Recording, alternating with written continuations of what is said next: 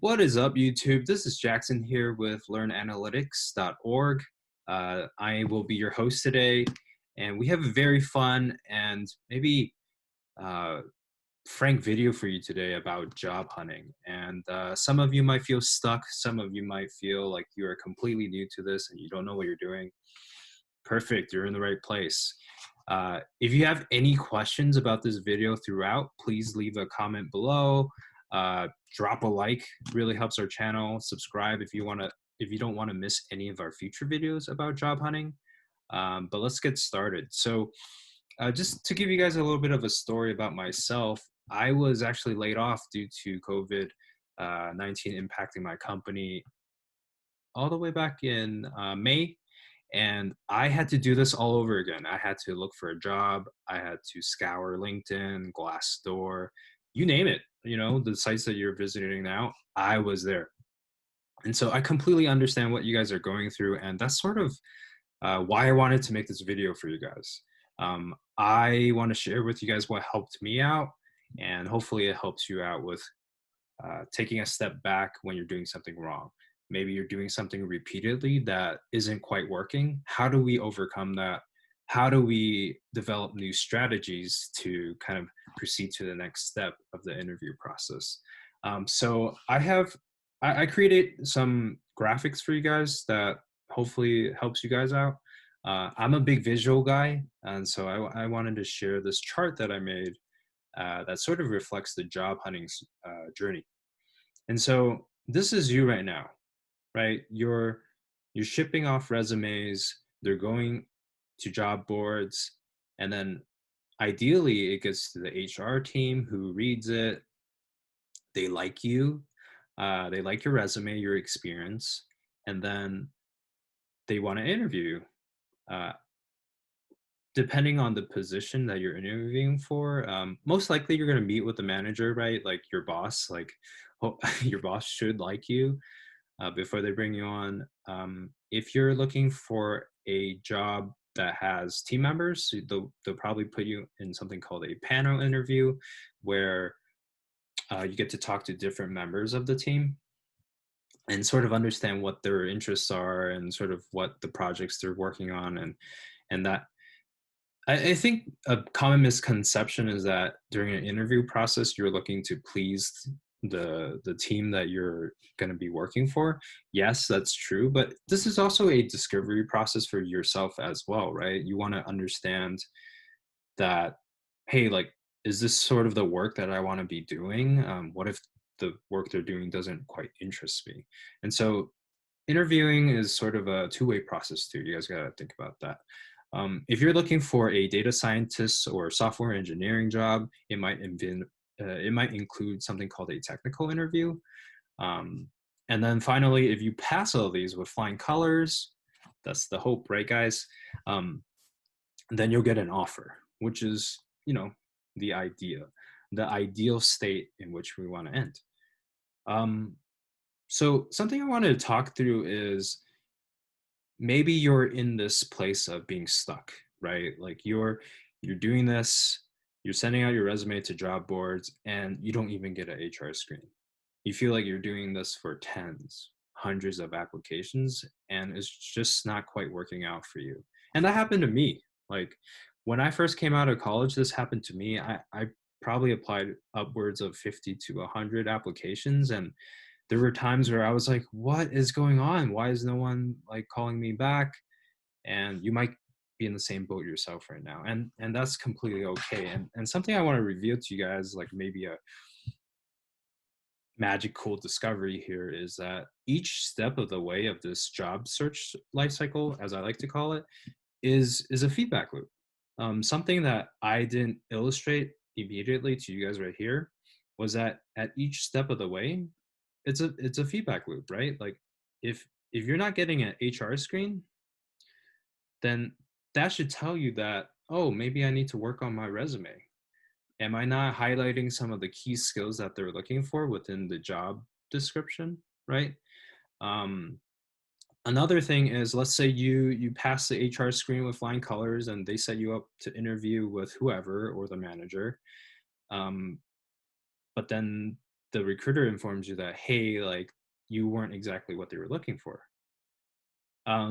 That in itself is also a feedback loop to you, right? Like, what does that mean? Well, maybe you didn't quite illustrate, gosh, this lucid chart is not being my best friend right now, guys, but you guys can kind of understand what I'm trying to do with that arrow, right? Like it's basically saying that, hey, maybe my meeting with the manager didn't go as well as I'd like.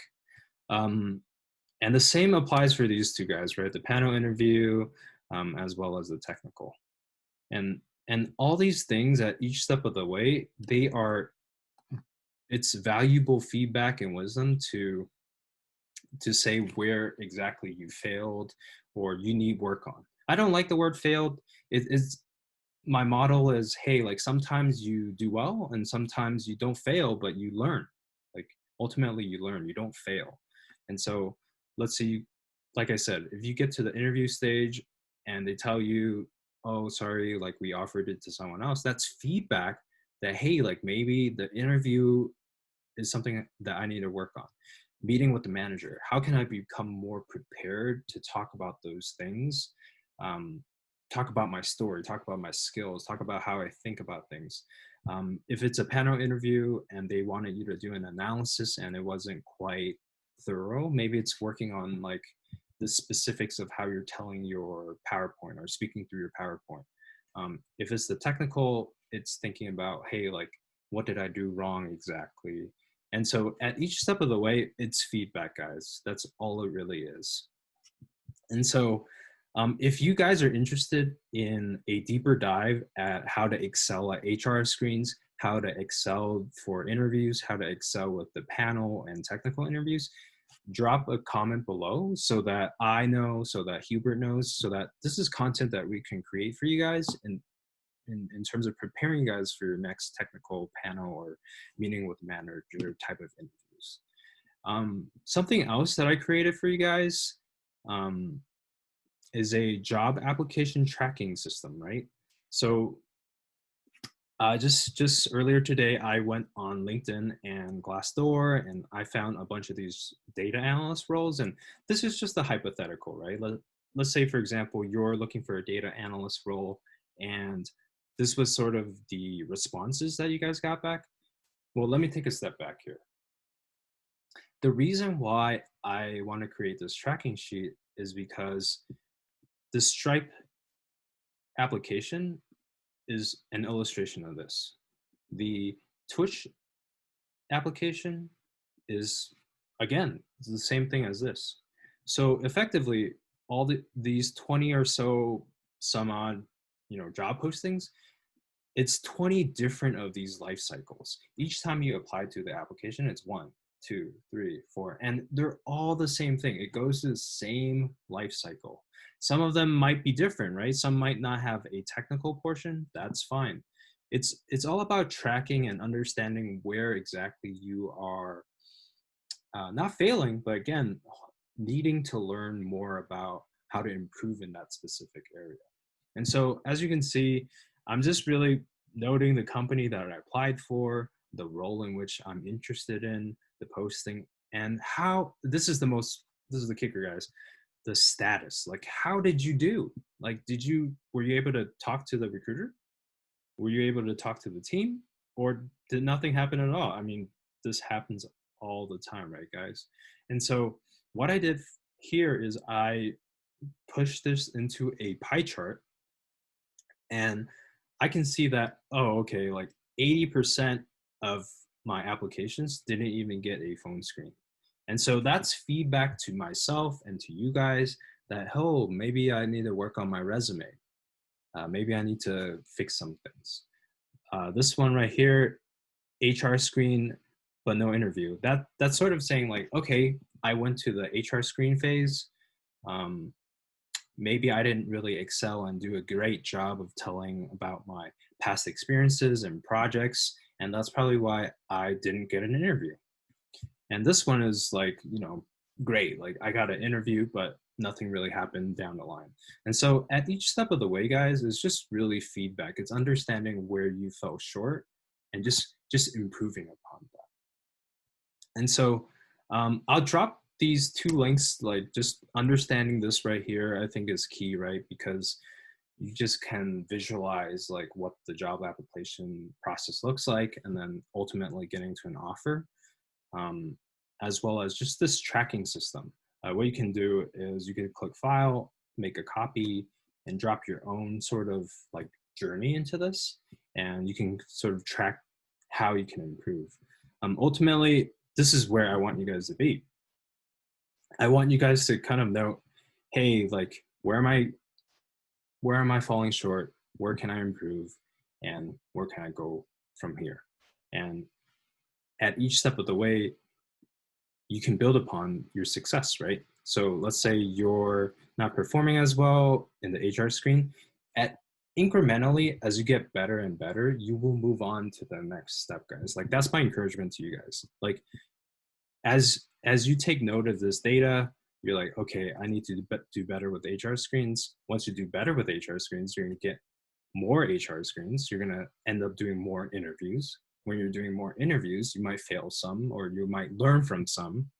And you're just going to gradually get better at interviews. And eventually, all you need is one. All you need is one, guys. All you need is one offer to say that you're now employed. And so that's sort of my bit on the job search lifecycle. I hope that really helps you guys. Again, if you guys have any questions for me or Hubert, please drop a question below. We're very responsive. We're here to help you. And subscribe if you're hoping to not miss any future videos. Thanks.